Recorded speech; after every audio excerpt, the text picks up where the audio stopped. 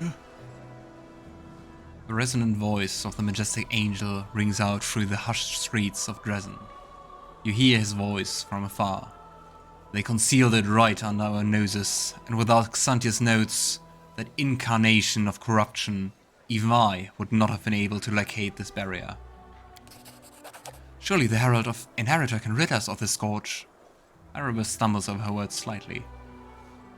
Yeah, I think like seeing the right hand of your deity would be really cool, but also overwhelming. Araba fangirls. Such a smart move to hide it just beneath the holy symbol. It is impossible, righteous one. I cannot do it alone. But wait, I hear the steps of one who brings hope. I am the hand of the Inheritor, herald of Iomedae the Lightbringer, and I greet you, champion of Golarion. The angel in gleaming gold armor drops to one knee. He kneels before us?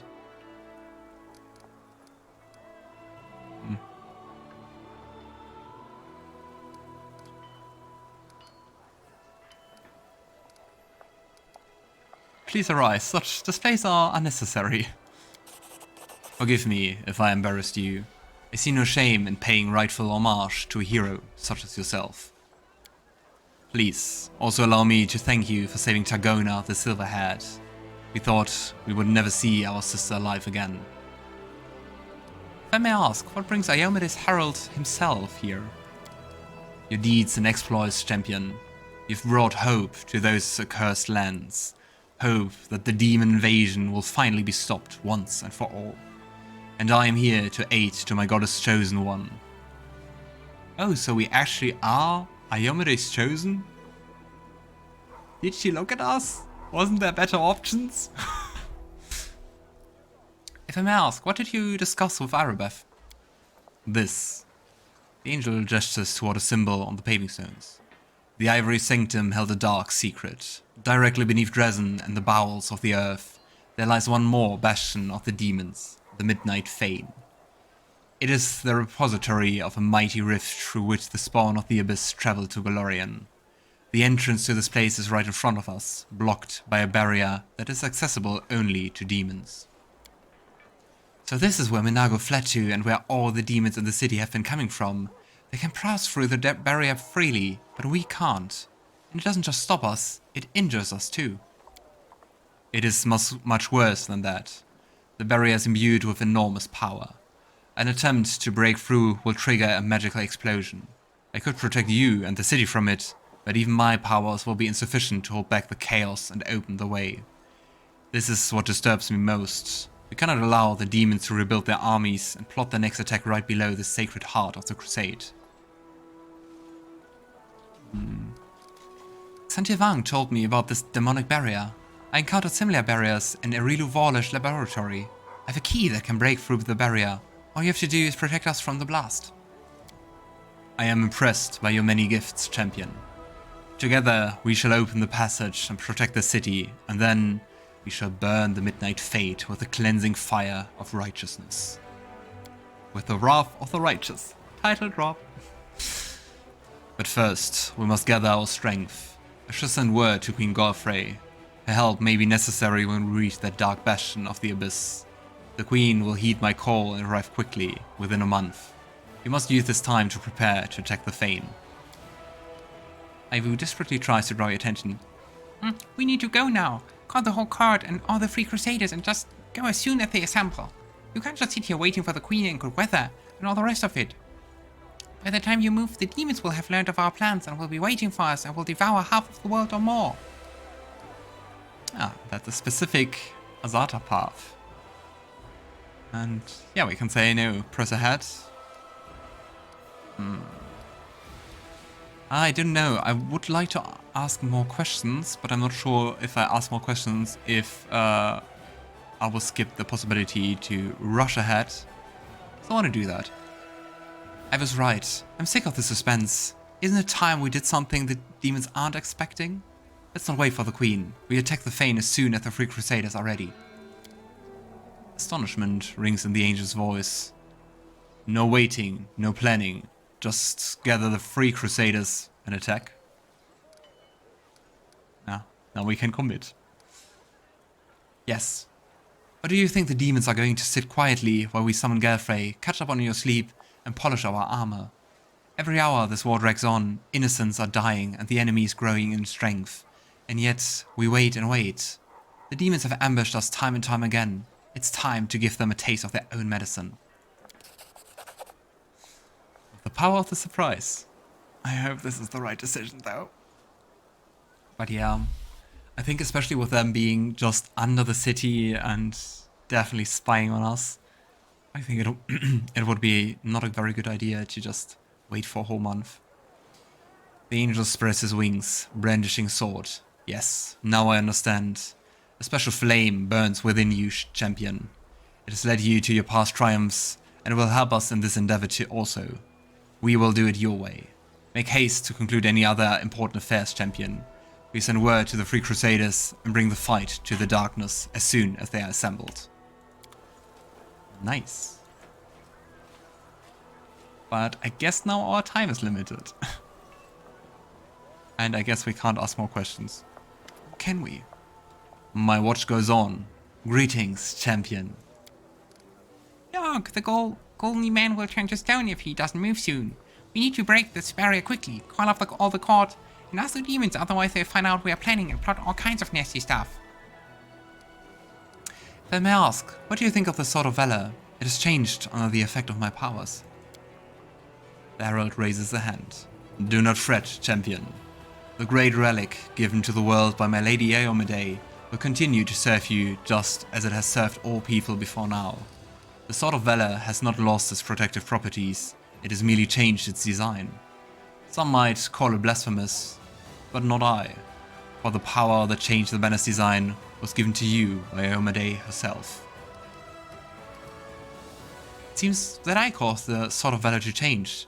Blood from the wound on my chest fell onto the banner, and that means this mysterious wound is a mark of valor, given to you by my mistress, setting you apart from all the rest, champion.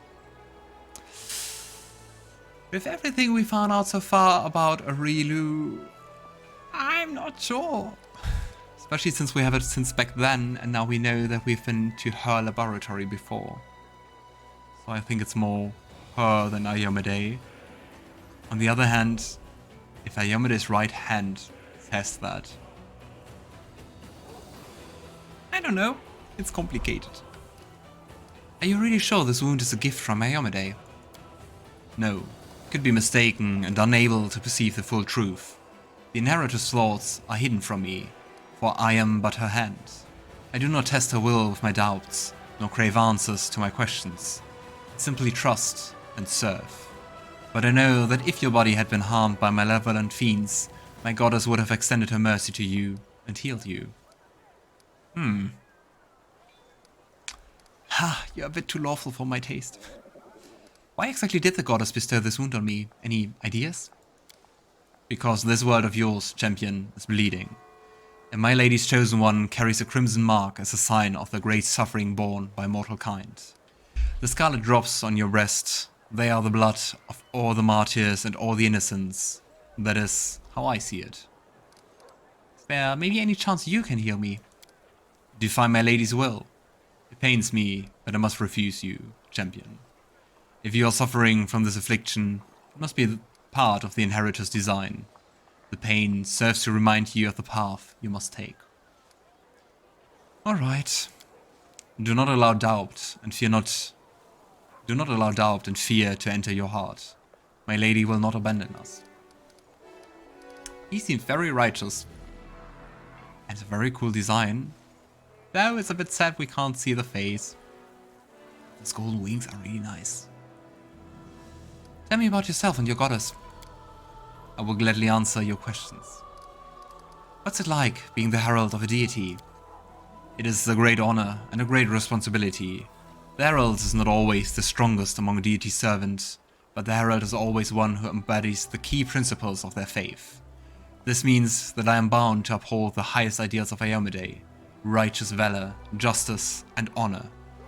This is a tall order, even for an angel, but I cannot falter in my duty even slightly.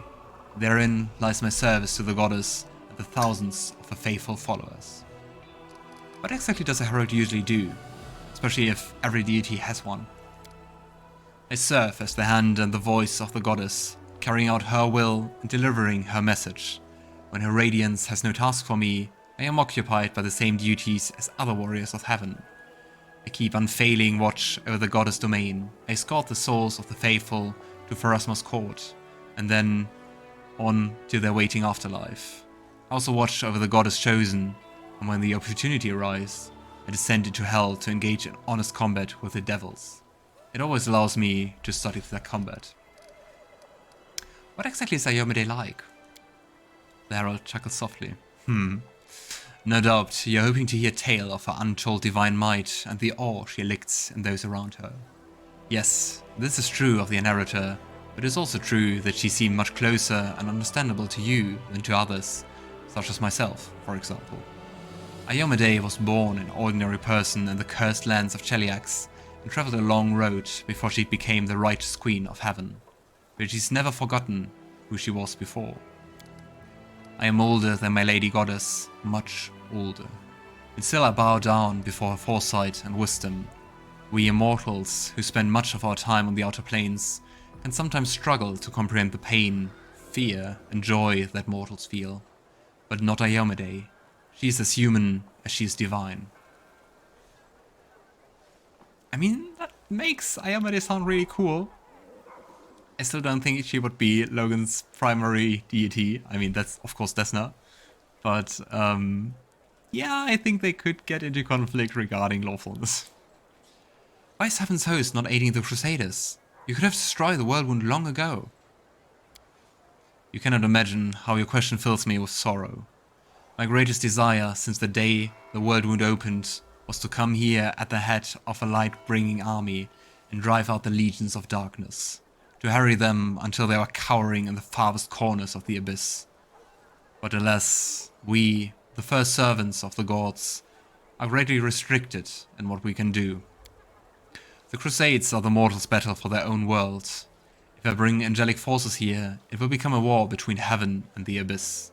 Waves of power, magic incinerating everything within sight, armies of celestials and demons fighting in every corner of this world. The consequences would be horrific. Remember, everything you have seen up to now has been the work of only two demon lords, Deskari and Baphomet. But in the abyss, there are dozens of creatures with similar power. They are disunited and despise one another almost as much as they despise all that is light and righteous. But be sure that they will not miss a chance to sink their teeth into heaven's throat. If all the demons lords march into Golarion, it would be stuff of nightmares, and it cannot be allowed to become a reality.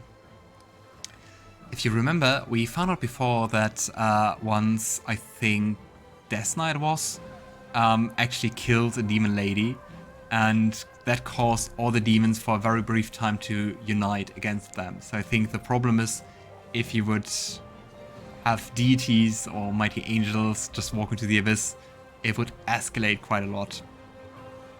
So, cause I mean, chaos is like the demonic nature, but also like their, I don't know, I think their biggest weakness.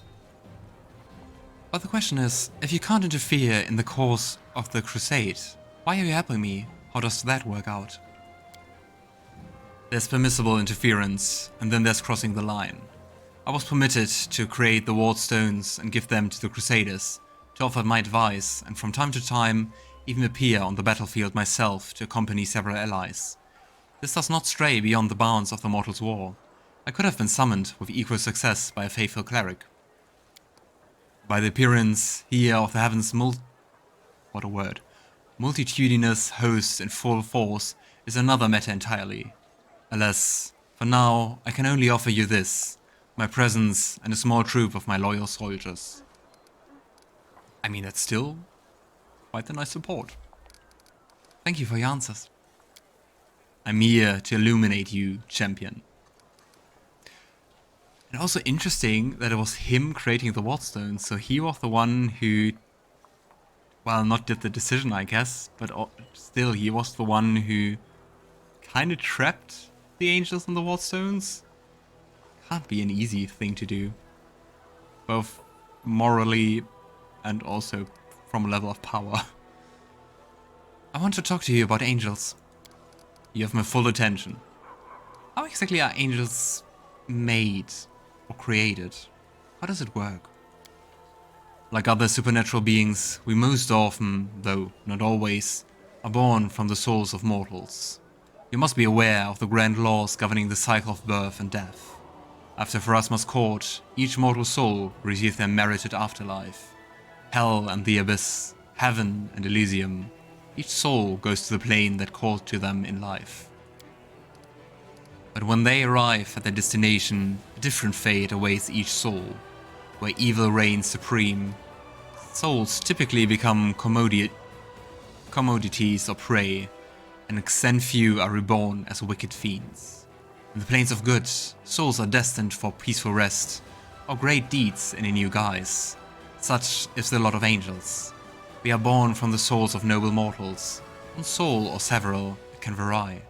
Sometimes the gods can also create angels out of the essence of their plane, but this essence also contains fragments of good souls. What exactly is the difference between angels and mortals, especially if one can turn into the other? That is a question for sages and philosophers to debate. I'm just a simple warrior. The end of the Inheritor's voice sounds cheerful, but becomes increasingly solemn as he continues. Although many supernatural beings are born from the souls of mortals, we are not mortals. We are cut from the cloth of the plane from which we originate. We are an idea made flesh. Many things mortals care deeply about mean nothing to us, such as time, for instance, or gender. Only few of my kind see themselves as male or female. For the majority of angels, these words are meaningless. We can communicate with any creature without learning their language, and we do not freeze in even the most terrible frost. We are different. But we will never look down on mortals because of that, and we will never, ever stop praying for you or protecting you. A dying angel appeared before me in the dungeons beneath Kenabres. He had left his flaming sword in the rubble here. Any idea who that was? The hand of the Inheritor hangs his head. I can guess who it was. Lariel, my long-lost comrade and friend. He disappeared without a trace back in those dark days when the Worldwound opened its jaws for the second time and swallowed up new lands. I mourn him bitterly today as I did back then, but I also rejoice that he was able to call to us, to you, across the expanse of time. We lose old allies and gain new ones, and we will not surrender, no matter how great the losses, no matter how deadly the enemy. Tell me about the angel Tagona, the one I rescued from Irilu's laboratory. Tagona, my brave sister in arms, has returned to the halls of heaven now. Her imprisonment was a heavy burden for her. The corrupted wing that the witch Irilu rewarded her with is poisoning Tagona's days with fear and worry. But she's being cared for by the finest healers in heaven. I have faith and hope that we will be able to help her. In Kenabres, I touched the wardstone and I saw the angels trapped inside. It was horrible. The Herald of Iomedae gives a sigh beneath his helmet. It was a heavy decision for all of us. My mistress sent out a call to take a stand against the demons, and many angels of heavens answered it. We chose the noblest and bravest from among those who volunteered to sacrifice their freedom for the sake of Golarion, and we locked their souls inside the wardstones. They were fated to stand guard there, inside the cold depths of stone, pitting their unbending will against creeping demonic corruption. But, alas, the goddess and I failed to account for the weakness that lurks even in the best of us. Time has not been kind to my brothers and sisters. Despair has taken root in their souls, forcing them to act against their goodness and calling. Thanks for finding a way to preserve the wardstone, despite the fact that many of my brothers and sisters inside abandoned their vigil. I do not condemn them. I do not know if I could have withstood the demonic corruption if I had been in their place. The Herald shakes his head despondently. Thank you. I found out everything I wanted to know. It's been a pleasure speaking with you, champion. Interesting. I love those dialogues. I love it when you can just find out so much about background lore, about species, about how things work with the planes and everything. It's really cool. I think that's one of the best parts of this game, how much you can find out and how nicely it's written. Like, yeah, I mean, there are also games where you have just like very long text and you're like, okay, sure, click, click, click. But I really enjoy reading it and also voicing it for you. And I like angels being like the mixture of still being so very tightly bound to mortals, but also being so very otherworldly. Can you tell me anything about my power? I'm afraid not. Even I am not privy to all the workings of my radiant mistress. I believe that she has chosen you, and I know that she watches over her chosen ones most attentively. She does not lead mortals by the hand, but allows them to prove themselves, to prove that they are worthy of her divine mercy. I am amazed by the form the divine gift has taken within you, but I am often surprised by mortals. What matters most is that you are leading the Crusaders to victory and ridding Golarion of the world wounds once and for all. That's quite the confidence in us. While Iomedae was still mortal, she underwent the test of the Starstone and gained her godhood. It may well be that you are experiencing a similar trial, at the end of which you will gain true righteousness and power. Thanks for the talk, it was very enlightening. Ha! I have to go. Farewell. May Iomedae's light be with you. Alright. Seems like we don't have too much time left. We still have to make a decision about Kailasa's final request. I think the next logical step would be to do crusading management. See how much there is.